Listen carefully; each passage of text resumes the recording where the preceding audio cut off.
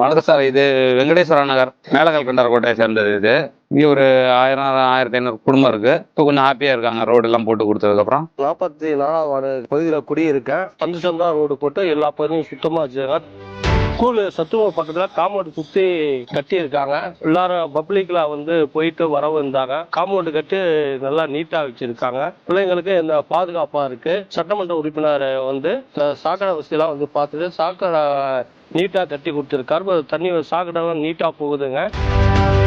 மருத்துவமனை பொது மருத்துவமனை எல்லாத்துக்கும் அது ரொம்ப பயன்பாட்டா இருக்கு. எல்லாத்துக்கும் மக்களுக்கு யூஸ் பண்ணிக்கலாம், ஒன்றும் பிரச்சனை கிடையாது. இந்த ரயில்வே பணிமனையில இருந்து ஓய்வு பெற்றவர்கள் தான் இங்க அதிகமா இருக்காங்க.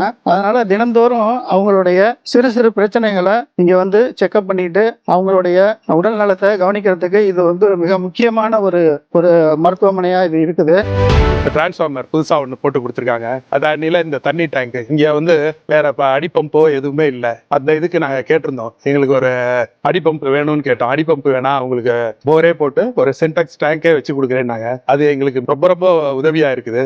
ஆளுங்க இறந்து போயிட்டாங்கன்னா அது பொது கோலத்துக்கான தண்ணி எடுக்கிறதுக்காண்டி வாட்டர் டேங்க் அது மாதிரிலாம் வச்சு கொடுத்துருக்காங்க. சென்டெக்ஸ் டேங்க் வச்சு கொடுத்துறாங்க. அது இந்த சைடு வச்சுருக்காங்க. ஒன்றும் பிரச்சனை இல்லை. எங்களுக்கு ஏதாவது ஒரு ஈம சடங்கு இது மாதிரி நடந்ததுன்னா அது ஒரு 4 தெருவுக்கு ஒரு பொது பைப்பு அந்த மாதிரி அமைச்சு அதுவும் பண்ணி கொடுத்துருக்காங்க. இது மாதிரி எல்லா இடத்துலயும் வச்சிருக்காங்க. இது மட்டும் இங்க மட்டும் தேவையா வைக்கல. அருகில வந்து மயான குளம் இருக்கு. அவங்க போயிட்டு வந்து குளிச்சுட்டு போறதுக்கு வசதியா இருக்கு.